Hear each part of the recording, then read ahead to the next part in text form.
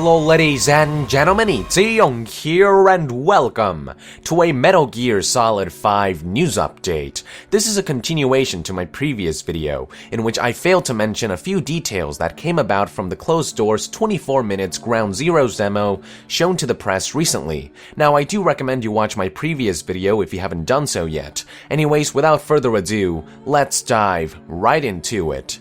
Let's begin by talking about the HUD. Most elements from the HUD from past games are gone. Elements like the life meter have instead been replaced by blood spatters that fill the screen as Snake takes more damage. During the demo, once Snake got out of harm's way, the blood spatters faded, which led most journalists to assume that Metal Gear Solid 5 would feature the controversial regenerating health. But it's important to note that no one confirmed this fact 100%. The assumption of regenerating health was made based on what they saw. All they saw was blood spatters fading. It is still possible that a ration was used through a shortcut key to regenerate health, the same way a shortcut key was used to access the iDroid item in this particular footage. It is also possible that the demo came handy with some cheats to ensure that the player doesn't die, which is not an uncommon practice during on-stage demos. All I'm saying is, don't take regenerating health as a confirmed fact quite yet.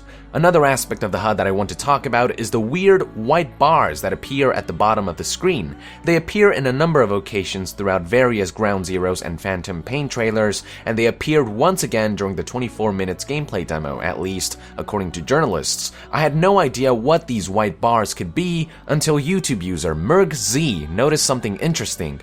Thus far, these white bars have only appeared during cutscenes, so it is possible that these white bars are there to help players distinguish between gameplay and cutscene, since the game transitions between them so seamlessly. This is just a theory, however.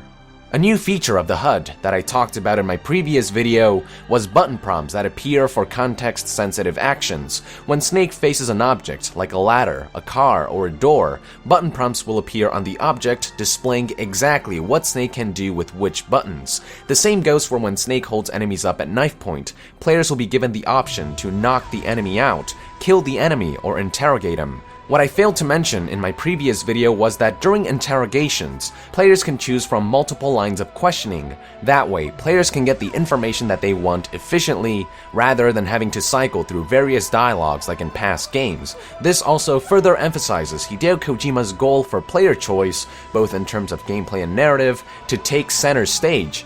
Anyways, enough about the HUD.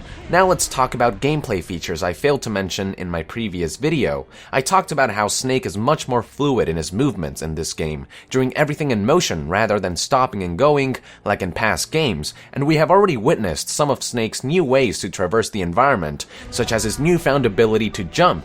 But I forgot to mention Snake's new ability to sprint. According to journalists, Snake sprints really fast, but this feature probably makes a lot of noise, so it is something players only want to use when enemies are a good distance away or when attempting to flee from enemies after detection. Speaking of detection, that brings me to my next topic, the alert phase. In my previous video, I talked about the vital role that lens flares play, acting as indicators on how close players are to being detected. I also talked about the game's new bullet time feature that occurs for a few seconds after detection, granting players the chance to swiftly take enemies out before a base-wide alert. Now, in my previous video, I said that the classic alert sound would only come after a base-wide alert, but I've learned that that is false. The alert noise will appear as soon as the player is spotted, meaning right before Snake goes into this new momentary bullet time feature. What's also interesting is that contrary to many reports, one of the websites, GamesRadar, claims to have seen a red exclamation mark appear above the enemy's head as soon as Snake was spotted and the alert sound played. Now, I wouldn't take this as confirmation quite yet, since most sources claim that there was no exclamation mark to be seen after detection, but there is still hope. Let's just hope GamesRadar wasn't imagining things. Now, with all the changes to the HUD, a lot of people may be wondering, how will players be able to tell apart between various alert phases? Most journalists noted that alert phases would be determined by music and sound. There won't be a timer like in past games. Players will have to use audio cues that the game provides along with their own two eyes to determine the alert status of soldiers. At least, that's what we know so far.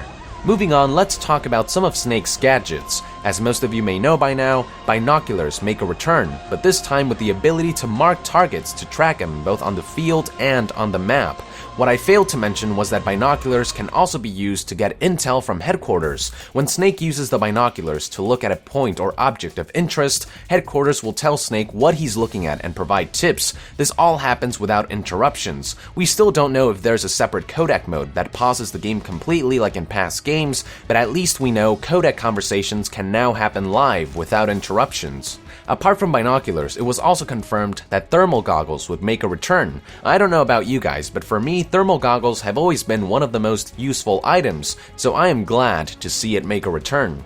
Gadgets will also come in the way of weapon attachments, a feature vastly expanded upon for the first time in Metal Gear Solid 4. Things like flashlight attachments will make a return, and like in Metal Gear Solid 4, flashlights can be used to momentarily blind the enemy. Speaking of weapons and gadgets, I want to talk a bit about the new wheel interface. In my previous video, I mentioned how inventory will no longer be managed by the interfaces on the bottom left and right corners of the screen. Kojima is taking a more modern approach this time, making everything accessible at the center of the screen through a wheel-like interface akin to what we have seen in games like Mass Effect 3. But I failed to mention in my previous video that along with the ability to switch between gadgets and weapons, certain items will also feature submenus. Details weren't given on what these submenus were for, but my guess would be that these submenus will allow players to choose between attachments or firing modes, but at this point, your guess is as good as mine. Finally, I want to talk about two gameplay features that I failed to mention. First, when driving vehicles, players can switch between first and third-person views. I wonder if the same can be done when riding horses. The second feature I want to talk about is the threat ring that made its debut in Metal Gear Solid 4, representing Snake's advanced senses. It makes a return in Metal Gear Solid 5, but this time rather than surrounding Snake, the threat ring is flush against the edges of the screen. It is clear that a lot of effort is going into ensuring that the UI and HUD are as unobtrusive as humanly possible. And with that, I would like to conclude this news update, ladies and gentlemen. Thank you for tuning in. If you've watched my first gameplay impressions roundup video, and if you've managed to get this far in this follow-up video, congratulations. You know every bit of information that came out of the closed doors 24 minutes demo. A lot of changes are happening for the game, which is exciting as is scary. Let our nation know in the comments below your theories and opinions on some of these changes. And to be further updated on Metal Gear Solid 5, be sure to join the nation and subscribe to Young Gear. I'll see you guys next time. Thank you very much, and Young out.